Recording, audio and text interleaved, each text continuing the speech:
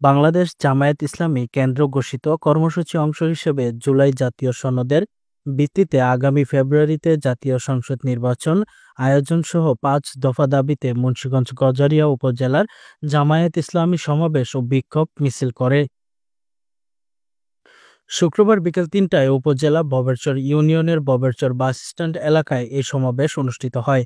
সমাবেশ শেষে বিক্ষোভ মিছিলটি ববেরচর বাসস্ট্যান্ড থেকে শুরু হয়ে ববেরচর হাসপাতাল রোড, ববেরচর বাজার, কলেজ রোড এলাকা প্রদক্ষিণ করে ববেরচর বাসস্ট্যান্ড মিয়াজি মার্কেটের সামনে এসে শেষ হয়।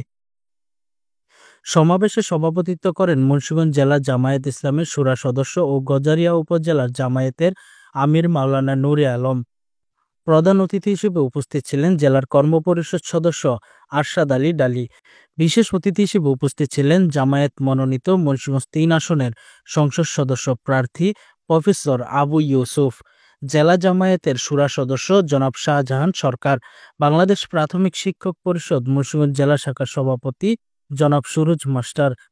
এছাড়াও উপস্থিত ছিলেন গজারিয়া উপজেলার জামায়াতের ইসলামী নায়েব আমির মাওলানা আবু ইউসুফ হেলালি, সেক্রেটারি নাসির উদ্দিন সরকার, ইসলামী ছাত্র শিবির গজারিয়া উপজেলার সভাপতি আব্দুল আল রিফাত, বাউশিয়া ইউনিয়ন জামায়াতের আমির জনাব জয়নাল আবেদিন, ববেরচর ইউনিয়ন জামায়াতের সভাপতি হাফেজ মহিউদ্দিন হাসান, ইমামপুর ইউনিয়ন সভাপতি জিয়াউর রহমান, বালুয়াকান্দি ইউনিয়ন সভাপতি ইঞ্জিনিয়ার মাজেদুল ইসলাম ও হোসেন্দি ইউনিয়নের আমির রাসেল রানা।